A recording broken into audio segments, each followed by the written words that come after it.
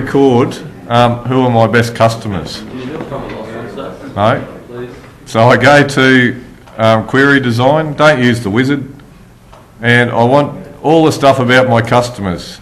I need to know the products table because it's got the price of things in it. I want sales. Zach, can you not compete with me at the moment, please? And sales details. It's got nothing to do with staff, so don't include them in your list. Okay.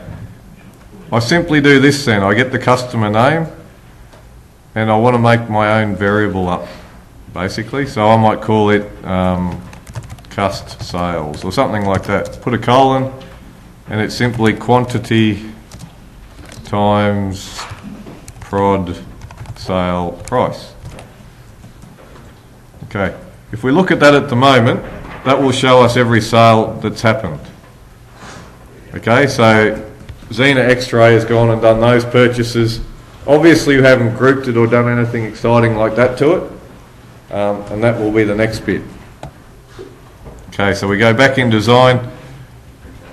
You'll see down here it doesn't have group by or sort or totals or anything like that yet. So if we go up to this funny looking E thing and click on it, the total one comes up. So now we're grouping it by customer, and again it's showing us all of those things. So there's all of Xena X-Rays and Yevgeny Yo-Yo down there and Zara Zebra down the bottom. Okay, rather than group it by this, that's getting each individual price and putting it together, so every $70.35 and jams it all together, we want to sum that. And by doing that, it's now grouping them, so getting all the Zara X-Rays and putting them together and then summing those numbers up. So they're our customer sales totals.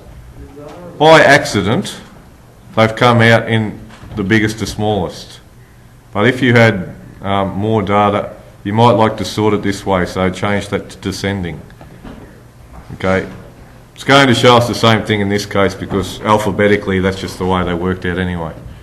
So once you've got that done, it's simply a case of saving that query as something else. So I'll just call it query 2. You would of course give it a proper name, something like cust sales or something like that. Okay, you can then go and create a form from that using the wizard. So you don't need to use a table, you can just use the query. So there's our customer sales one. I want those things there.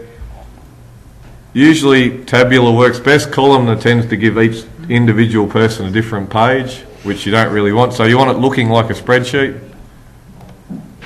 Okay, give it a name, and there's your data as a form ready to go. To add a total down the bottom, and I don't know if I've done this before, but I'll show you very quickly.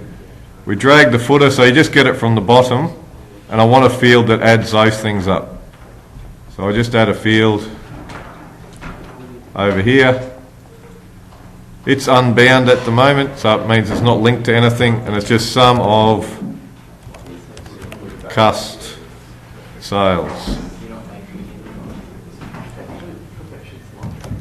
Okay, and it would be currency. So when we have a look at it, there's the total of our sales sitting down the bottom. So the 15,300 and whatever. Obviously it's nice and small, so you probably want to format it to tart it up a bit. So go into format and make it a bit bigger and bold and change the colour, and just don't get too carried away. It's not a school disco, you don't have to look better than anyone else. Okay, and then when we look at it, you'll see it looks a little bit more substantial. Righto.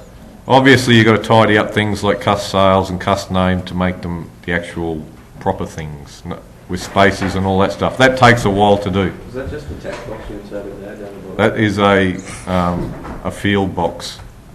So it is this one there, the AB one. Yeah, it is a text box. Righto.